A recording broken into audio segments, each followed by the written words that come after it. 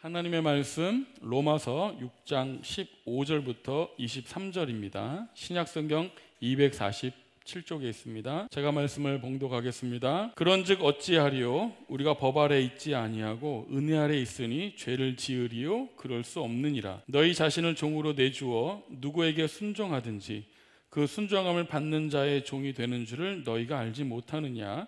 혹은 죄의 종으로 사망에 이르고 혹은 순종의 종으로 의에 이르느니라. 하나님께 감사하리로다. 너희가 본래 죄의 종이더니 너희에게 전하여 준 바 교훈의 본을 마음으로 순종하여 죄로부터 해방되어 의에게 종이 되었느니라. 너희 육신이 연약함으로 내가 사람의 예대로 말하노니 전에 너희가 너희 지체를 부정과 불법에 내주어 불법에 이른 것 같이 이제는 너희 지체를 의에게 종으로 내주어 거룩함에 이르라. 너희가 죄의 종이 되었을 때에는 의에 대하여 자유로웠느니라. 너희가 그때 무슨 열매를 얻었느냐? 이제는 너희가 그 일을 부끄러워하나니 이는 그 마지막이 사망임이라. 그러나 이제는 너희가 죄로부터 해방되고 하나님께 종이 되어 거룩함에 이르는 열매를 맺었으니 그 마지막은 영생이라. 죄의 삭은 사망이요 하나님의 은사는 그리스도 예수 우리 주 안에 있는 영생이니라. 아멘. 오늘 로마서 6장 15절부터 23절까지 나는 하나님의 종입니다 라는 제목으로 하는 말씀 증거하겠습니다. 죄의 유혹이 참 많은 시대입니다. 아니, 죄는 에덴 동산에서부터 아담의 죄를 짓는 그 순간부터 항상 우리를 유혹했습니다. 죄란 무엇일까요? 우리 죄란 본질적으로 하나님과 상관없이 사는 그 삶 모든 것이 죄라고 할 수 있습니다. 그리고 그 죄의 핵심에는요 바로 교만이 있습니다. 교만은 스스로를 의롭다 여기는 것입니다. 그래서 하나님의 자리에 오르는 것이죠. 그래서 하나님은 그 교만을 우리에게 무너뜨리기 위해서 우리에게 칭의의 복음을 주셨습니다. 죄란 스스로 교만해서 스스로 의롭다 하고 스스로 높아지려고 하고 스스로 하나님이 되는 것이라고 말했다면, 칭의는 우리 어떤 공로나 노력으로 하나님의 어떤 구원을 이루고 의롭게 되는 것이 아니라 전적으로 하나님의 은혜로 우리가 의롭다 여겨지는 것입니다. 그래서 우리의 교만을 무너뜨리는 거죠. 그래서 우리 그리스도인들은 이 죄와 관련해서 우리가 어떤 자세로 어떤 태도로 살아가야 할까? 그것이 오늘 또 본문의 핵심이에요. 로마서 6장 11절에서는 이렇게 말했죠. 너희 자신을 죄에 대하여 죽은 자여 그리스도 예수 안에서 하나님께 대하여는 살아있는 자로 여길지어다. 우리는 죄에 대해서 죽었다라는 거예요. 그래서 이 모든 것들의 결과가 14절에 우리는 법 아래 있지 않고 은혜 아래 있다고 말합니다. 자, 우리가 법 아래 있지 않기 때문에, 그렇다면 하나님의 법 같은 것은 신경 쓰지 않고 내 마음대로 내 자유대로 살아도 된다는 것을 말할까요? 법을 지키는 것을 통해서, 다시 말하면 우리가 율법을 지킴으로 구원을 얻지 못한다면 굳이 우리가 경건한 삶을 살아간다든지 하나님 말씀에 순종해야 되는지 거룩한 삶을 살아갈 이유가 있을까요? 어차피 우리가 율법을 통해서 행위로 구원받지 못하는데, 어차피 은혜로 믿음으로 구원을 받는다면 우리는 율법과 전혀 상관없이 마음대로 살아도 된다는 것을 의미할까요? 바울은 그런 맥락에서 오늘 본문 이렇게 질문해요. 15절 보세요. 그런즉 어찌하리요? 우리가 법 아래 있지 아니하고 은혜 아래 있으니 죄를 지으려? 사도 바울은 뭐라고 말하죠? 그럴 수 없느니라. 우리가 법 아래 있지 않고 우리가 은혜 아래 있으면 그럼 죄를 지어도 된단 말인가? 사도 바울은 분명히 말합니다. 그럴 수 없느니라. 이미 사도 바울은 6장 1절에서 이와 유사한 질문을 던졌어요. 우리 6장 1절에 보면 이렇게 되어 있습니다. 그런즉 우리가 무슨 말을 하리요? 은혜를 더하게 하려고 죄에 거하겠느냐? 이미 앞서서 죄가 더한 것에 은혜가 더욱 넘쳤다고 말하니까 그럼 우리가 은혜를 더 받기 위해서 죄를 더 지어야 되느냐? 사도 바울은 여기서도 분명히 말하죠. 그럴 수 없느니라는 것입니다. 그 이유는 죄에 대해 죽었기 때문에, 우리 죄에 대해 죽은 존재가 우리가 어찌 죄 가운데서 살 수 있느냐는 것입니다. 그리스도인들은 죄에 대해서 이미 죽었기 때문에 그 말은 우리가 더 이상 죄의 지배를 받지 않아도 된다는 말이에요. 그래서 우리 그리스도인들은 율법 아래 있지 않고 은혜 아래 있기 때문에 죄는 더 이상 우리 그리스도인들을 주장하지 못합니다. 우리를 지배하지 못합니다. 그래서 바울은 6장 1절에서 우리가 은혜로 구원받았다면 계속 죄에 거하겠느냐? 그럴 수 없다라고 분명하게 이야기하는 거예요. 그리고 6장 1절부터 14절까지 우리가 은혜로 이 복음을 받은 자들은 율법 아래에 있을 때보다 훨씬 더 강력하게 경건한 삶을 살 수 있도록 강력한 동기부여를 받는다는 거예요. 만약에 우리가 행위를 통해서 구원 얻는다라는 논리로 빠지면 열심히 율법을 지켜서 구원을 얻고자 한다면 그건 어떻게 해요? 우리 보고 의욕을 상실하게 하고 절망감을 느끼고 어느 순간 나중에는 포기하게 만들고 이렇게 만들잖아요. 그러나 우리가 은혜로 구원을 받았다면 훨씬 더 하나님의 말씀을 순종할 수 있는 강력한 우리 동기부여를 받는 거예요. 그리스도께서 십자가에 달려 죽으신 그 의미와 우리가 목적을 안다면 왜 죄에 거할 수 없는지, 왜 우리가 거룩한 삶을 살아야 하는지 깨달을 수 있다라는 거예요. 그리고 그런 경건한 삶, 그리고 거룩한 삶, 하나님의 말씀을 따르는 삶을 살아가는 강력한 동기부여를 받습니다. 우리는요, 구원을 얻기 위해 행하지 않습니다. 은혜를 받았기 때문에 은혜에 따라 행하는 거예요. 우리가 이 경건한 삶을 살아가고 하나님 말씀에 순종하며 거룩한 삶을 살아간 이유는요, 어떤 죄에 대한 심판을 두려워해서도 아니고요, 그다음에 어떤 하나님의 진노에 대한 두려움 때문도 아닙니다. 또한 어떤 자의식, 과잉 그런 것 때문도 아닙니다. 오직 하나님의 은혜에 대한 감사와 하나님의 사랑 때문입니다. 그러면서 너희가 법 아래 있지 않고 죄 아래 있지 않고 은혜 아래 있음이라라고 이 6장 1절부터 14절의 말씀을 마무리해요. 은혜를 더하게 하려고 죄가 겨워했느냐? 그럴 수 없느니라는 것입니다. 그렇다면 우리 14절에서 법 아래 있지 않고 우리가 은혜 아래 있다는 말은, 그리스도인들은 이제는 율법에서 완전히 자유로워졌다는 것을 의미할까요? 여러분, 율법을 압축하면 하나님 사랑, 이웃 사랑입니다. 그것은 여전히 우리 믿는 그리스도인들에게 요구되어지고 있죠. 우리가 법 아래 있지 않다는 것은 죄를 이기기보다는 오히려 죄를 더하게 만드는 율법 아래 있지 않다는 말이에요. 우리 율법 아래 있지 않다는 건, 우리 이제 법과 상관없이 살아도 돼 라는 말이 아니고, 죄를 이기지 못하게 하고 오히려 죄를 더 짓게 만드는 그런 율법의 질서 아래 있지 않다는 것을 말하는 것입니다. 다시 말해서 우리 그리스도인들은 율법에 담긴 근본적인 하나님의 뜻으로서 법 아래 있지 않다는 것을 말하는 것이 아니라 죄의 지배 아래 매여 죄를 극복할 수 없는 그런 율법의 지배 아래 있지 않다는 말이에요. 율법은 죄가 지배하는 이런 사망의 질서 안에서 우리를 해방시킬 능력이 없습니다. 우리가 율법으로 죄를 극복하고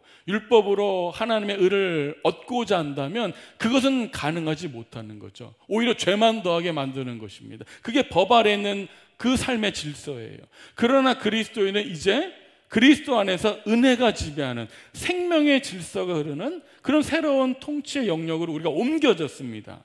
우리는 이제 은혜가 흐르는 곳에서 살고 있잖아요. 그러므로 그리스도인은 하나님을 향하여 살 수 있는 이제 새로운 존재가 되었습니다. 그리고 성령의 능력 안에서 살 수 있는 존재가 된 것입니다. 자, 다시 보세요. 그런즉 어찌하려 우리가 법 아래 있지 않냐고 은혜 아래에서 죄를 지으리요? 그럴 수 없다라는 것입니다. 여러분 명확히 하세요. 우리가 법 아래 있는 척 은혜 아래 있던 사람은 법과 상관없이 마음대로 살아도 된다는 말이 아니고 어떻게 죄를 지을 수 없는 존재가 되었다는 것을 의미하는 거예요. 자, 그리스도인들은 이제 더 이상 어떤 구원을 얻는 방식에서 율법 아래 있지 않다면 우리 이제 말씀과 상관없이 뭐 자유롭게 살아야 되는 것 아니야? 어차피 믿음으로 구원받는 것 아닙니까? 라고 물을 수 있지만 그렇지 않다는 거예요. 우리는 하나님의 법을 의식하지 않고 정말 마음대로 살아도 될까요? 오늘 하나님의 말씀이 우리에게 많이 던져져도 우리는 그것을 그냥 다 무시해도 어차피 그거 다 지킨다 구원 얻는 것 아니고 행위로 구원 얻는 거 아니라면 우리가 굳이 그걸 지키지 않아도 되는 것 아니야? 라고 생각할 수가 있잖아요. 정말 이제는 어떤 십계명이나 율법이 요구하는 것들이 우리 아무런 상관이 없는 것이 된 것일까요? 이제 우리 믿는 사람은 율법 아래 있지 않고 우리 어떤 잘못된 행위로 인해서 하나님의 진노나 심판을 받을 그 두려움도 다 사라졌다면 우리가 죄를 짓지 말아야 하고 예배드리고 기도해야 하고 순종해야 될 이유가 과연 있을까요? 여러분 어떻게 생각하세요? 우리 은혜로 구원 받았어. 그럼 우리 행위는 의미 없는 것 아니야? 그렇게 굳이 율법에 열심을 내지 않아도 하나님 말씀에 그렇게 순종하지 않아도 어차피 우리 구원받는 것 아무런 상관이 없어. 우리 하나님 말씀대로 살지 않고 우리가 뭐 그렇게 말씀대로 온전히 순종하고 온전히 예배하고 온전히 기도하고 먹고 그렇게 하면 구원받는 것 아니지 않아? 여러분 그렇게 생각할 수 있잖아요. 그것은 완전히 오해입니다. 바울은 그런 맥락에서 우리가 법 아래 있지 아니하고 은혜 아래 있으니 죄를 지으려라고 묻는 거예요. 그리고 분명히 대답해요. 그럴 수 없다는 거예요. 은혜 아래 있다고 해서 죄를 지을 수 있는 것이 아니라는 것입니다. 왜 그럴까요? 여러분 구원을 받았다는 말은요, 우리 그리스도인들이 죄의 종으로부터 자유를 얻었기 때문에 이제 나는 어떤 주인도 섬길 필요가 없고 내가 원하는 대로 자유롭게 살 수 있게 되었다는 것을 의미하는 게 아닙니다. 우리가 구원받았어. 죄의 종으로부터 해방되었어. 그 말이 이제는 나를 지배하고 나를 다스릴 주인이 없어졌구나. 이제는 내 마음대로 살아도 되겠구나 라는 것을 의미하는 것이 아니라는 것입니다. 바울은요, 우리 구원받은 우리가 어떤 영적인 상태에 있는지 정확하게 그 현실을 밝혀줍니다. 사람은요, 누구나 죄의 종으로 있든지 하나님의 종으로 있든지 둘 중 하나라는 거예요. 둘 다 아닐 수도 없고 둘 다일 수도 없습니다. 나는 죄의 종도 싫고 하나님의 종도 싫어. 나는 내가 주인대로 살 거야. 결코 그럴 수 없다는 거예요. 또 나는 죄의 종도 되면서 하나님의 종도 되고 둘 다일 수도 없다라고 분명히 합니다. 반드시 뭐예요? 둘 중에 하나입니다. 여러분, 오늘 말씀을 들을 때 이것을 분명하게 기본으로 들으세요. 죄의 종이든지 하나님의 종이든지 반드시 사람은 둘 중 하나의 상태에 있습니다. 오늘 본문 16절부터 21절은 인간은 누구나 이 두 주인 중에서, 즉 죄와 하나님, 이 두 주인 중에서 반드시 한 주인을 섬기게 되어 있다라는 거예요. 우리가 반드시 죄를 짓지 않고 죄와 싸워 이겨야 하는 이유, 어떻게 하면 죄와 싸워 이길 수 있느냐라는 것은 바로 우리가 이 두 주인 중에 누구를 섬길 것이냐라는 질문에 대한 대답에 달려 있습니다. 여러분들이 정말 죄를 극복하고 죄를 짓지 않고 죄에서 벗어나 죄와 싸워 이기려는 것, 그리고 죄를 이길 수 있는 것은 오늘 이 질문에 대한 답에 달린 거예요. 누구를 섬길 것인가, 누구의 종인가 라는 질문에 여러분들이 어떤 대답을 하느냐에 따라서 달려 있는 것입니다. 그래서 오늘 16절에서는요 이렇게 되어 있어요. 죄의 종과 순종의 종이 대조되고 있습니다. 죄의 종으로 살 것인가, 순종의 종. 또 17절부터 18절까지는 죄의 종으로 살 것인가, 의의 종으로 살 것인가. 16절에는 죄의 종이냐 순종의 종이냐, 17절에서 18절에서는 죄의 종이냐 의의 종이냐, 20절에서 21절은 죄의 종이냐 하나님의 종이냐. 여러분, 죄의 종으로 살 것인가, 순종의 종, 의의 종, 하나님의 종으로 살 것인가라고 묻는 것입니다. 자, 그렇다면 우리 그리스도인들은 이처럼 우리 존재가 변화되고 하나님부터 이 능력을 받았다면 어떻게 우리 죄와 싸워서 이길 수 있을까? 우리가 죄의 지배를 받지 않고 죄로부터 자유하며 죄와 싸워 이기기 위해서 우리가 어떻게 해야 될까? 오늘 두 가지를 기억하시기 바랍니다. 첫 번째, 우리 신분에 대한 정체성을 재확인해야 합니다. 16절 보세요. 로마서 6장 16절. 자, 너희 자신을 종으로 내주어 누구에게 순종하든지 그 순종함을 받는 자의 종이 되는 줄을 너희가 알지 못하느냐. 여러분 보세요. 사도 바울이 뭐라고 말씀하고 있습니까? 여러분들이 우리 자신을 누군가에게 종으로 내주어 그에게 순종하면 그 순종함을 받는 자의 종이 된다는 거예요. 우리가 죄에게 우리 몸을 드리고 그 죄를 따라가면 우리는 뭐가 되는 거예요? 죄의 지배를 받는 거죠. 죄의 종이 된다는 이야기입니다. 당시 사람들은 종이 무엇을 의미하는지 잘 알고 있어요. 너희가 알지 못하느냐? 잘 알고 있다는 거잖아요. 종은 주인이 마음대로 할 수 있는 존재입니다. 여러분, 이때 당시에 주인은 강력한 권한을 갖고 있잖아요.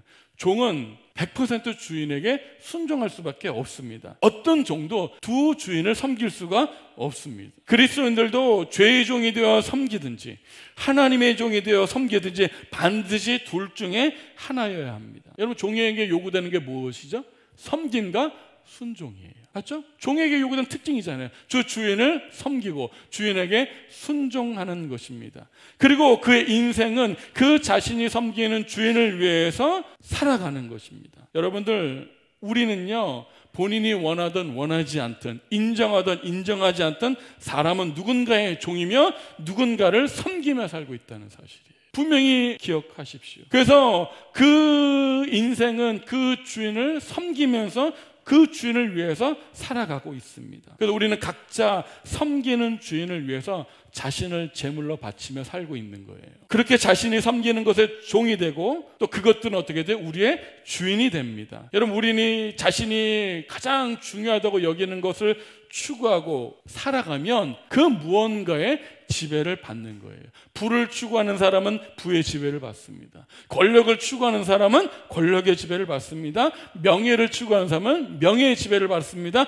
쾌락을 추구하는 사람은 쾌락의 지배를 받습니다. 우리가 스스로 원하는 것을 자신이 주인이 되어 자유롭게 추구한다고 우리는 그렇게 생각해요. 내가 원하는 거 내 마음대로 추구한다고 생각하지만 사실은 그런 것들의 지배를 받는 것입니다. 그것들이 우리 인생의 주인이 되어서 우리를 다스리고 우리를 지배하는 것입니다. 여러분, 우리 인간은요, 이처럼 자신들이 원하는 것, 추구하는 것, 그 무언가에 자신을 바치는 거죠. 부를 추구하는 사람은 부에게 자신을 바치는 거잖아요. 권력을 추구하는 사람은 권력에 자신을 바치는 인생을 살지 않습니까? 그것은 우리가 추구하는 그 무언가에 종이 되었다는 거예요. 종이 되는 것입니다. 그러므로 내가 주인이 되어서 내가 원하는 것을 자유롭게 내 마음대로 추구한다고 생각하기 때문에 우리는 스스로 그 삶을 통제하지 못합니다. 왜요? 내 마음대로 살고 있다는 생각 때문에. 우리는 자신이 바친 그것에서 통제를 받을 뿐이에요. 부를 추구하는 사람은 반드시 부의 통제를 받습니다. 권력을 추구하는 사람은 반드시 권력의 통제를 받습니다. 맞죠? 우리는 모두 다 자신들이 섬기는 우상들이 있습니다. 여러분들은 어떤 우상들이 있을까요? 어떤 우상들에게 자신을 바치며 살고 있을까요? 어떤 우상들에게 우리 자녀들을 제물로 바치는 인생을 살고 있을까요? 한번 생각해 보시기 바랍니다. 그래서 바울은 이런 맥락에서 우리 본질적으로 두 종류의 주인과 두 종류의 종이 있다고 말하는 것입니다. 우리 로마서 6장 17절에서 18절 볼게요. 하나님께 감사하리로. 너희가 본래 뭐였어요? 죄의 종이었더니 너희에게 전하여 준 바 교훈의 본을 마음으로 순종하여 죄로부터 해방되어 의에게 종이 되었느니라. 무슨 종이 나오죠? 죄의 종, 의의 종이 나옵니다. 여러분들, 우리 예수 믿기 전에는 본래는 죄의 종이었다는 거예요. 그러나 이제 복음을 받아서 순종함으로 마음에 믿어서 무슨 종이 됐죠? 의의 종이 됐습니다. 그래서 이게 결과적으로 이거잖아요. 죄의 종은 어디로 일러가요? 사망으로 이어집니다. 순종의 종은 어디로 가요? 의에 가는 거죠. 우리가 죄의 종으로 가면 사망에 이르게 돼요. 순종의 종으로 살면 어떻게 해요? 의에 이르게 된다는 것입니다. 우리가 구원받는 것은 율법 아래서가 아닙니다. 다시 말하면 율법을 지켜서가 아닙니다. 우리가 구원받기 위해서 율법을 다 지켜야 할 필요가 없습니다. 맞는 말이에요. 하지만 참된 자유인이 되기 위해서는 우리는 하나님의 법에 순종해야 합니다. 하나님의 법에 순종하지 않으면 그것은 무슨 종이 되는 거죠? 죄의 종이 된다는 거예요. 둘 중 하나예요. 하나님의 종이 되지 않으면 죄의 종이 되는 거예요. 하나님의 법에 순종하지 않으면 죄의 종이 된다는 것입니다. 그래서 오늘 이 두 종류의 이 신분에 대한 기원을 우리에게 밝혀주고 있어요. 바울은 예수 믿기 전에 우리가 원래 뭐였다는 거예요? 본래 죄의 종이었다고 말해요. 아담의 후손으로 태어난 모든 인간은 아담 안에서 죄의 종의 신분을 갖고 태어나는 것입니다. 반면 하나님의 종이 되는 것은 언제 일어나는 거죠? 복음을 받고 예수님을 믿을 때 의의 종으로, 순종의 종으로, 하나님의 종으로 거듭나는 것입니다. 그래서 사도 바울이 말하자는 하나님께 감사하리로다. 너에게 전하여 준 바 교훈의 믿음으로 순종하여 의에게 종이 되었다는 것입니다. 새로운 신분을 얻게 된 거예요. 그래서 오늘 이렇게 우리가 의의 종이 되는 것, 순종의 종이 되는 것, 하나님의 종이 되는 것은 이 네 가지 요소가 있어서 그래요. 첫 번째, 하나님께 감사하리로다. 17절에 나오죠? 하나님께 감사하리로다. 여러분, 우리가 그리스도인들이 이 새로운 신분을 얻게 된 것은 전적으로 하나님의 은혜입니다. 우리 하나님께 감사하리로다라는 것은 그 은혜에 대한 감사를 고백하는 거예요. 그것에 대해 하나님께 감사드리고 있습니다. 그리고 새로운 신분을 얻기 위해서 하나님이 우리 안에 행하신 모든 것들은 다 뭐예요? 하나님의 은혜로 가능하다는 거예요. 우리가 복을 받는 것도, 우리가 예수님을 믿는 것도, 우리가 순종하는 것도 다 하나님의 은혜로 가능하다는 것을 말하는 거예요. 그래서 하나님께 감사하리로다 고백하는 것입니다. 두 번째 요소는 이거예요. 교훈의 본입니다. 17절, 하나님께 감사하리로 너희가 본래 죄의 종이 되니 너에게 전하여 준 바 교훈의 본을 마음으로 순종하여.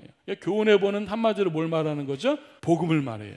우리를 구원하는 능력이 복음에 있기 때문에 복음을 받아들여야 우리가 새로운 신분을 얻게 되는 것입니다. 세 번째는요, 그 복음이 어디에 있어야 돼요? 마음으로 순종하여. 여러분, 이 복음은요 마음으로 믿어져야 하는 거예요. 그래서 로마서 10장 8절 10절 보세요. 그러면 무엇을 말하느냐? 말씀이 내게 가까워 내 입에 있으며 말씀이 어디서? 내 마음에 있다 하였으니. 곧 우리가 전파하는 믿음의 말씀이라. 네가 만일 내 입으로 예수를 주로 시인하며 하나님께서 그를 죽은 자고 살린 것을 마음에 믿으면 구원을 얻으리라. 사람이 마음으로 믿어 의에 이르고 입으로 시인하여 구원에 이르느니라 라는 것입니다. 복음은요, 우리가 지성적으로 또 이성적으로 아는 것에 그치면 안 돼요. 어디에요? 마음으로 믿어져야 하는 것입니다. 네 번째 뭐예요? 마음에 믿은 사람 어떻게 해요? 순종하여. 그리스도인들은 순종할 대상은 이 전하여 준 바 이 교훈의 본, 그 복음입니다. 복음이 마음에 있을 때, 마음으로 믿어질 때 비로소 삶의 변화가 나타나는 거예요. 삶의 이 가장 중요한 가치관이 변화를 일으킵니다. 그래서 마음으로 순종하게 된다는 것은 우리 순종의 종의 모습입니다. 그래서 하나님을 주인으로 섬기는 일은 복음을 기쁨으로 마음으로 순종하는 행위를 통해서 구체화되는 것입니다. 이것을 통해서 우리가 새로운 신분을 얻게 되는 것이고 바로 죄에서 해방되어 의의 종이 되는 거예요. 하나님의 전적인 은혜가 있어요. 그래서 우리에게 복음이 전해지고 그 복음이 어디예요? 마음으로 믿어지고 마음에 믿어져서 어떻게 그것이 우리의 순종의 모습으로 나타나는 것. 우리가 의의 종이 되는 것입니다. 이게 우리 믿는 사람들의 정체성이에요. 우리는 본래 죄의 종이었습니다. 태어나면서부터 죄의 종으로 살아가요. 죄의 종으로 살면 그 결과는 어디에 이르게 되죠? 사망에 이르게 되는 것입니다. 이것이 아담 안에 있는 모든 인류의 운명이에요. 그러나 하나님은 우리에게 은혜를 베푸시고 복음을 받아들이게 하고 믿게 하여 새롭게 태어나게 합니다. 다시 말하면 주인을 바꿔주는 거예요. 죄에서 하나님으로 바꾸어줍니다. 죄가 아니라 하나님을 섬기는 것입니다. 우리는 이제는 죄의 종이 아니라 하나님의 종이 되는 것입니다. 그것은 다른 말로 우리 삶의 가장 중요한 가치관이 바뀌는 거예요. 전인격적으로 이제는 비로소 하나님의 종으로서 삶을 살아가게 되었습니다. 여러분, 복음에 순종한 결과가 뭐예요? 죄에 해방되어 의에게 종이 되는 거잖아요. 그리스도는 이 죄의 지배에서 새로운 어떤 통치 영역으로 실제적으로 옮겨진 거예요. 죄를 주인으로 섬기는 상태에서 누구를요? 하나님을 주인으로 섬기는 자들이 되었습니다. 자, 이 새로운 신분을 얻은 사람들의 특징이 뭔지 아세요? 그 자유입니다. 자유는요, 내 마음대로 자율적으로 살아가는 것을 의미하는 게 자유가 아니에요. 야, 나는 이제 죄로부터 자유했으니까 내 마음대로 살아가야지. 그게 자유가 아닙니다.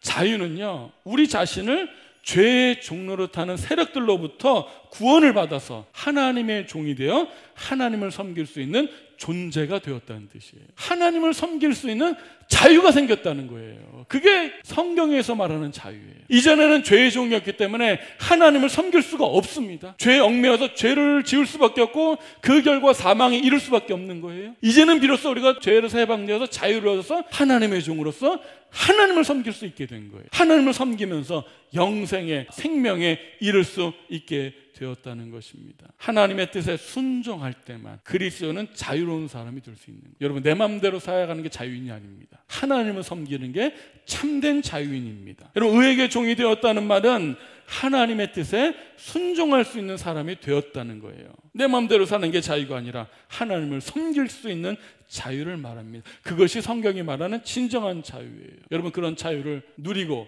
그 자유의 은혜를 아십니까? 그렇게 우리가 새롭게 하나님의 은혜로 새로운 신분을 얻은 사람은 어떤 삶으로 살아가고 어떤 방향으로 성장할까요? 로마서 6장 19절 보세요.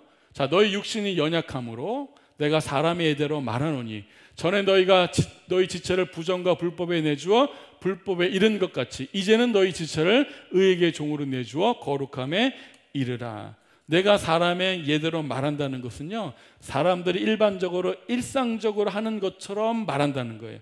너희 육신 연약함으로, 우리 육신 연약함은 어떤 영적인 깊은 의미를 이해하기 어렵기 때문에 그 사람들이 말하는 일상적인 것처럼 그 예를 들어서 설명한다는 것입니다. 뭘 설명한다는 거예요? 전에, 예수 믿기 전에 너희 지체를 부정과 불법에 내주어서 어떻게 됐죠?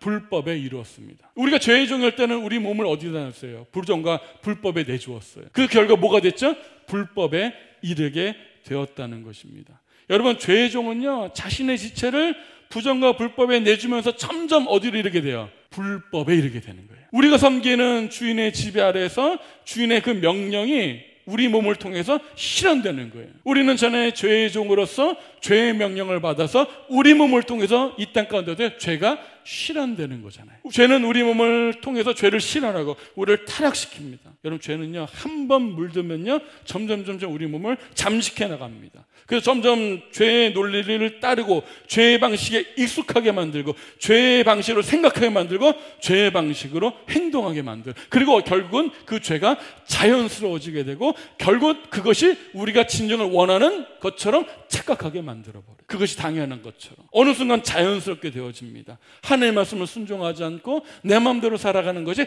자연스러워지게 되는 것이고요, 하나님을 순종하는 것이 어색해지는 것입니다. 죄는 우리를 그렇게 만들어가요. 이처럼 우리 몸을 죄에게 내어주면 우리는 전인격적으로 죄를 따르게 되고 불법에 이르게 되어집니다. 죄가 처음에는 어색하지만 점점점 익숙해지고 점점점 자연스러워지고 처음부터 그랬던 것처럼 죄와 악의 모습으로 되어지는 것입니다. 불법의 상태에 이르게 된다는 사실입니다.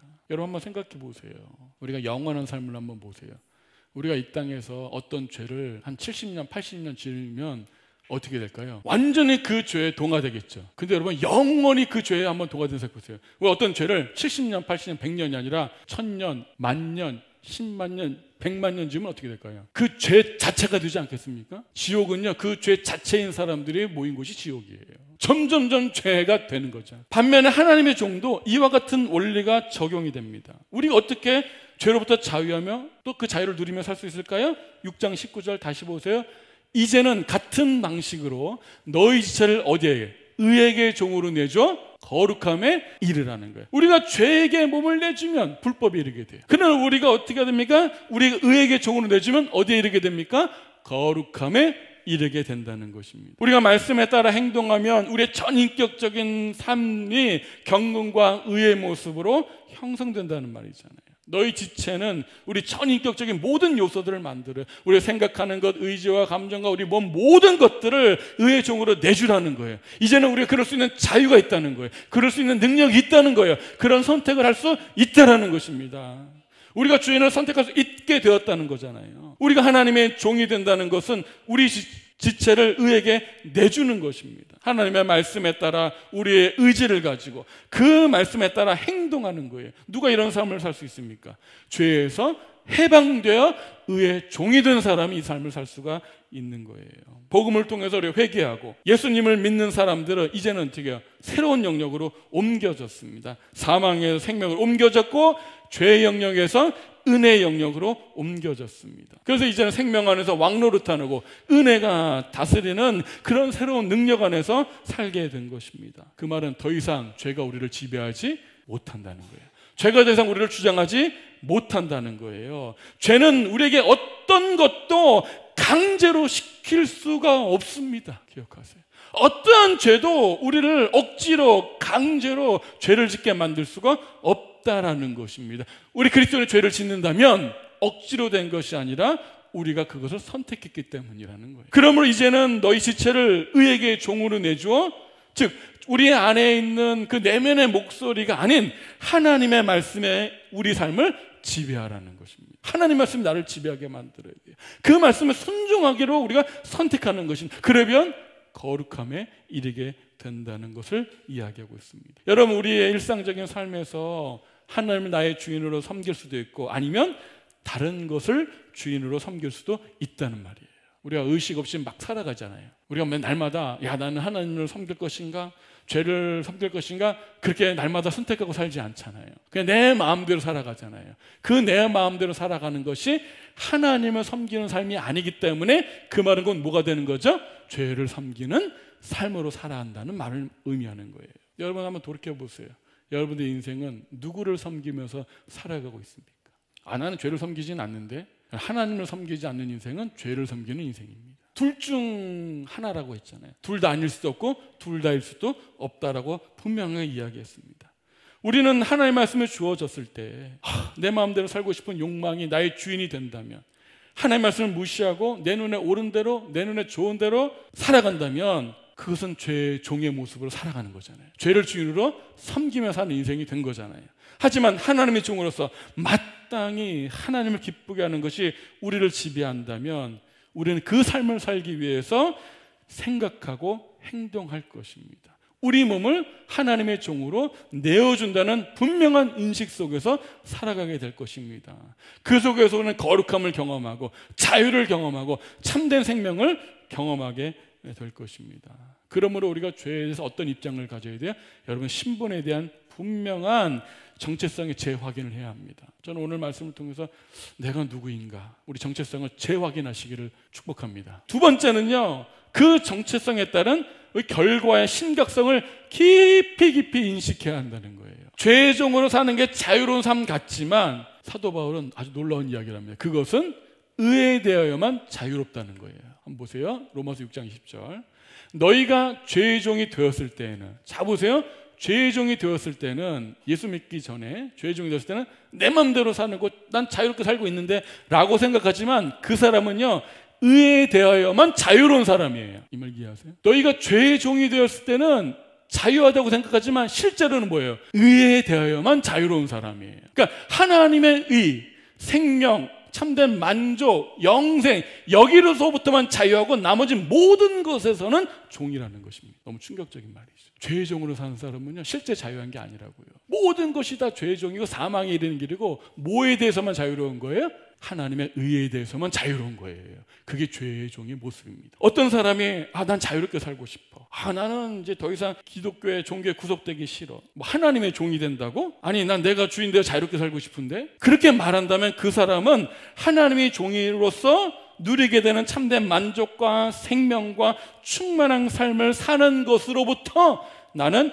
자유하기를 원한다고 말하는 거예요. 그 말은 이런 의의 삶 모든 것 외에 종의 상태로 살고 싶다는 것입니다. 바울은 그런 그리스도인들을 이렇게 질문해요. 6장 21절. 자, 너희가 그때 죄의 종을 있을 때 무슨 열매를 얻었느냐? 너 이제는 너희가 그 일을 부끄러워하느니 이는 그 마지막이 뭐예요? 사망입니다. 죄의 종이 되었을 때는 의에 대해서 자유롭기 때문에, 생명에 대해서 자유롭기 때문에 뭐만 이루어요? 사망만 이르게 되어집니다. 사망의 열매를 얻는 거예요. 대답은 명확합니다. 너희가 죄의 종이었을 때 무슨 열매를 얻었느냐? 뭐라고요? 그 마지막이 사망입니다. 어떻게 죄가 죽음으로 이어질까요? 죄는 궁극적으로 정죄함을 얻게 합니다. 하나님과 영원한 단절을 가져옵니다.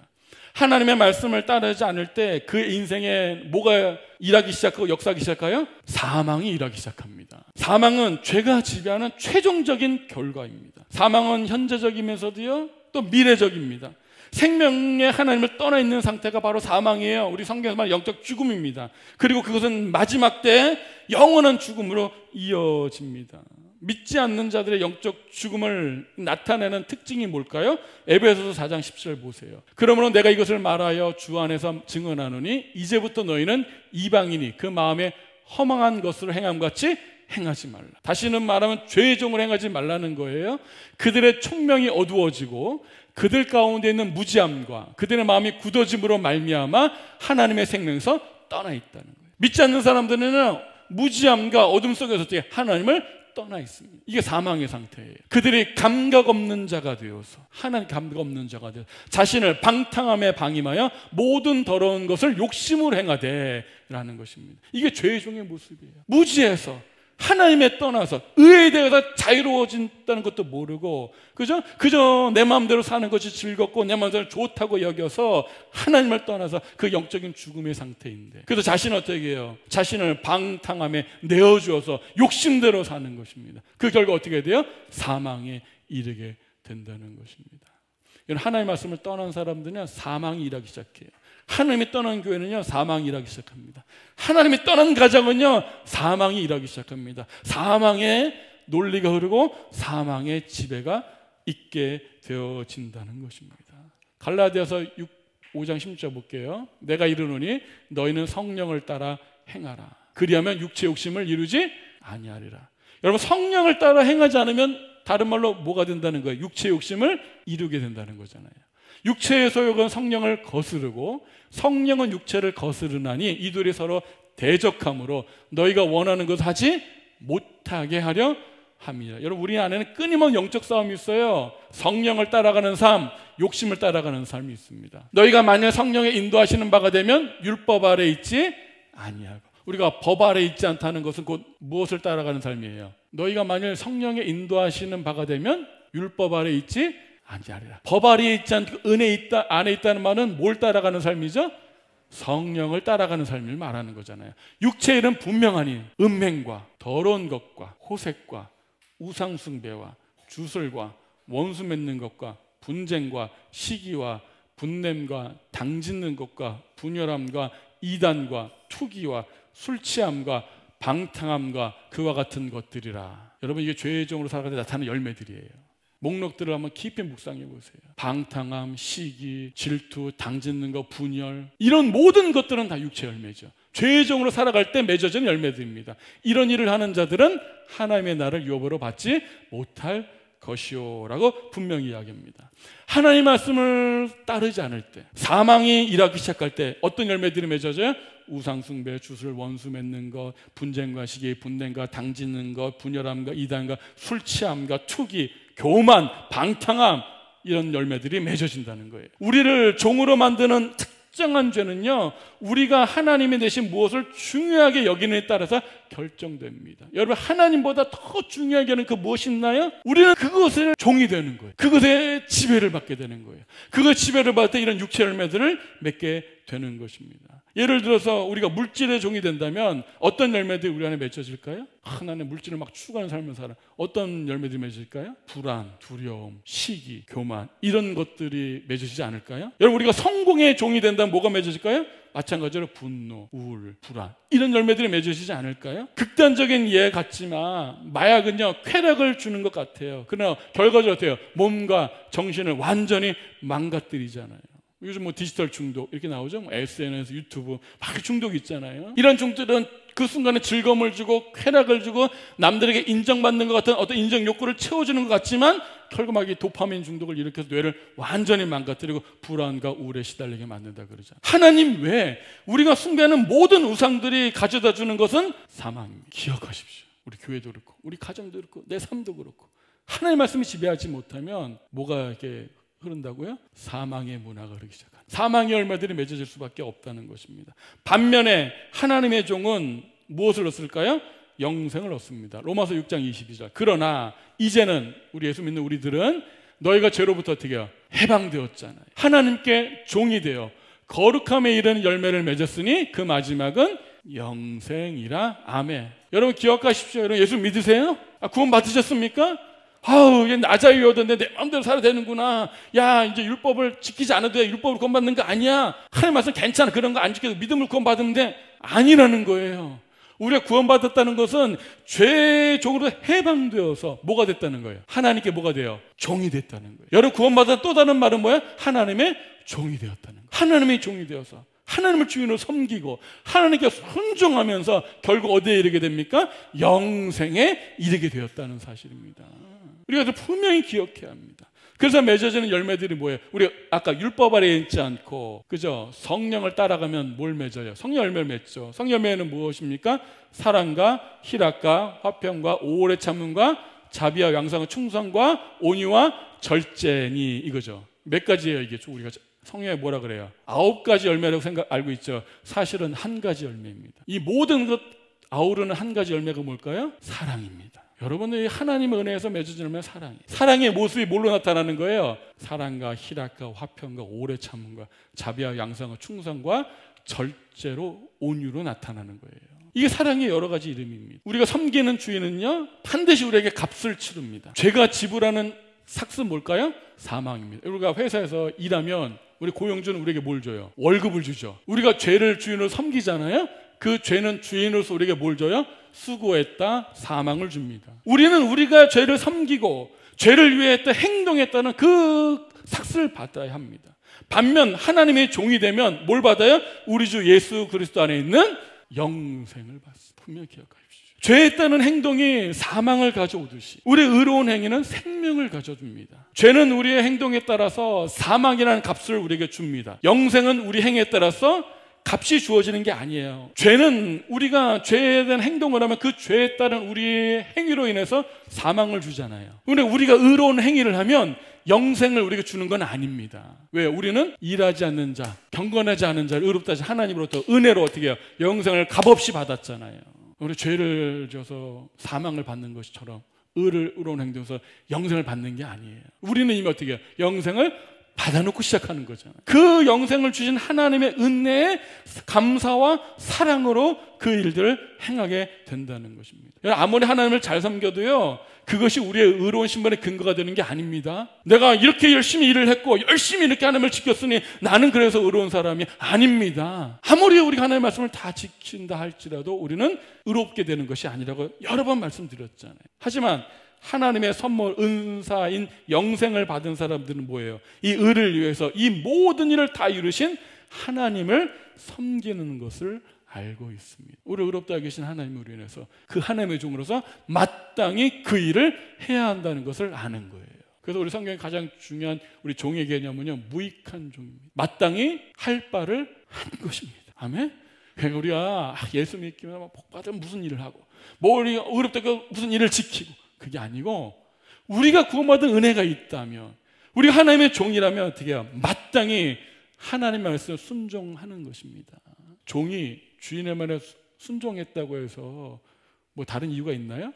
마땅히 행할 바를 하는 것이잖아요. 그래서 우리는 섬기는 대상에게 반드시 복종하게 되어 있습니다. 여러분은 무엇을 추구하고 있습니까? 무엇을 섬기고 있습니까? 무엇의 지배를 받고 있습니까? 무엇에게 복종하고 있습니까? 이 6장 15절의 질문에 대한 궁극적인 대답, 뭐라 그랬죠? 그런즉 어찌하려 우리가 법 아래 있지 아니고 은혜 아래 있으니 죄를 지으리요?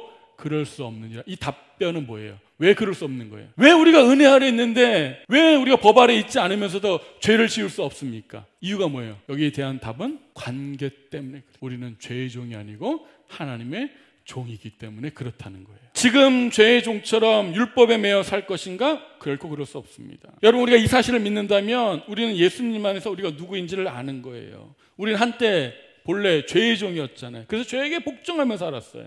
그래서 자기중심적으로 죄성 이끄는 대로 살았습니다. 죄는 겉으로는 우리 자신을 기쁘게 하는 것처럼 보여요. 그러나 실제로는 그 죄를 기쁘게 하기 위해서 우리 자신을 바치며 살았던 거예요.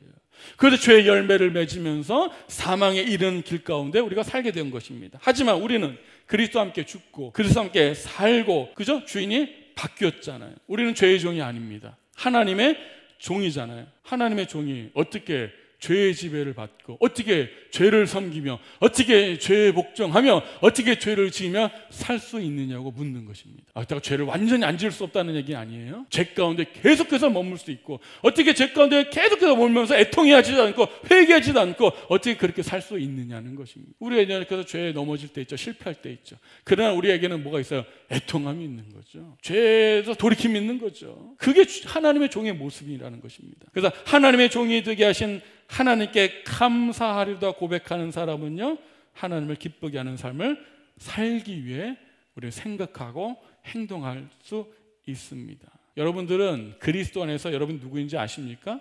오늘 스스로 물어보세요. 나는 죄의 종인가 하나님의 종인가? 우리 예수 믿는 사람들은요, 하나님의 종이라는 거예요. 자, 그것을 우리가 뭘로 말할 수 있습니까? 우리의 삶으로 우리의 정체성을 증명하시고 스스로 확인하기 바랍니다.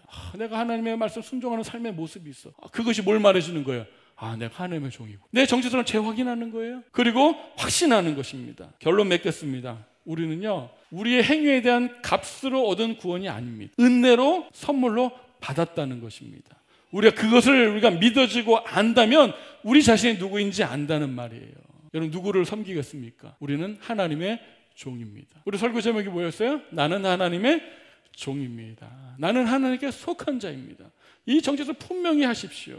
이걸 모르면 자꾸 하나님의 종이면서도 죄의 종에 이끌려 다니는 거예요. 그리스도의 종이 되었다가 죄의 종이 되면 다시 사망에 이를 수 있다는 말이 아닙니다. 여러분, 분명히 기억하십시오. 내가 하나님의 종이 되었는데 죄를 짓다 보니까 난 다시 죄의 종이 되었구나, 그렇게 종이 왔다 갔다 할 수 있는 것 아닙니다. 한 분 하나님의 종은 영원한 하나님의 종입니다. 다만 누구에게 순종하든지 그 순종에 따른 심각한 결과를 초래한다는 거예요. 우리 하나님의 종이면서 죄를 따라가면 어떻게 해요? 그 죄의 사망이 우리 삶을 망가뜨리고 무너뜨리는 거예요. 참된 생명을 못 누리게 만들어버려요. 우리가 뭔가 어딘가 얽매이게 만들어버립니다. 우리 교회를 파괴하고 가정을 파괴하고 우리 삶을 파괴하는 것입니다.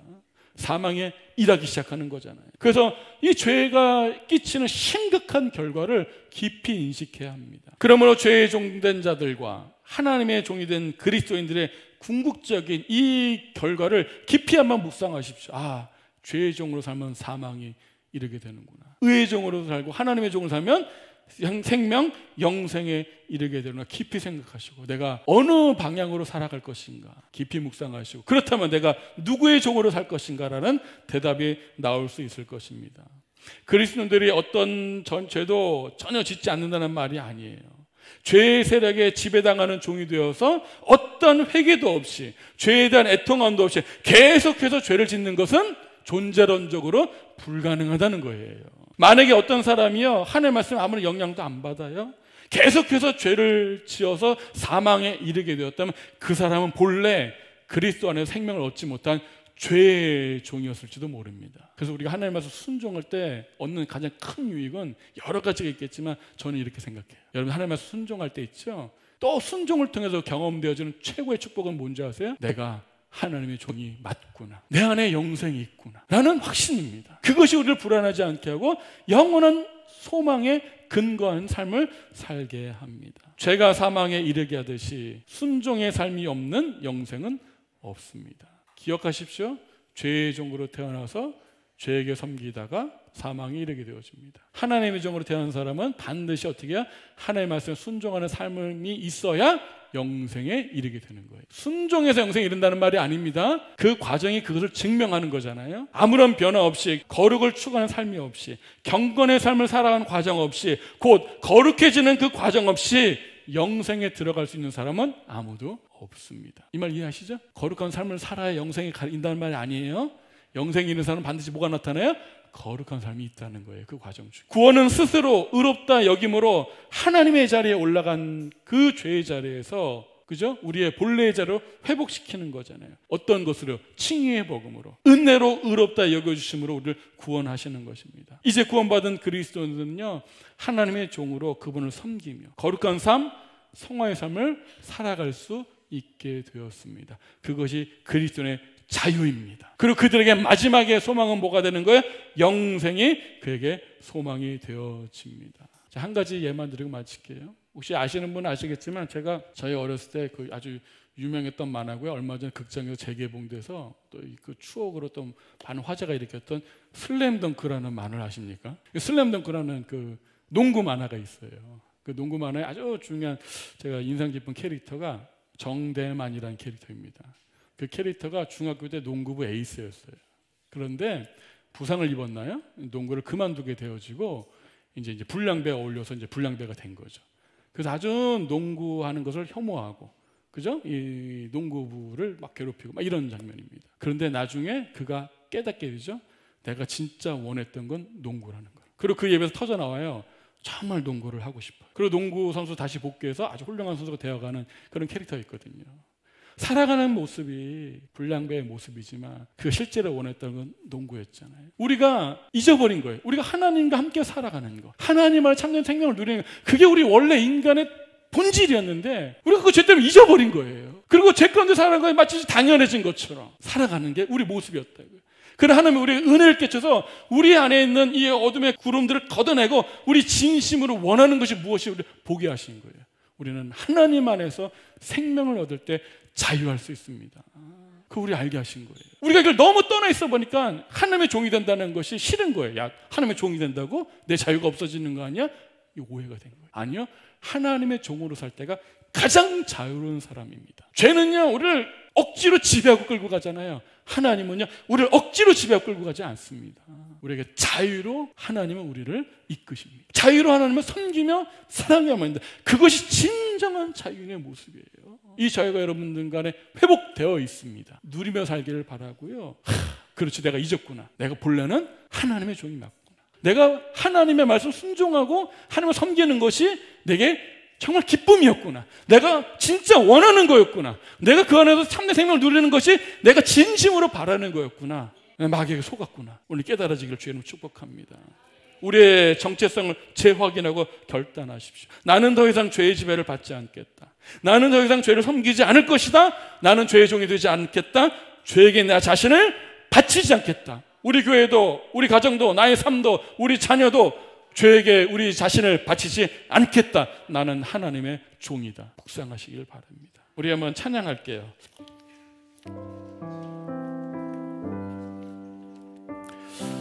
세상의 유혹이 막 엄청나게 밀려와요.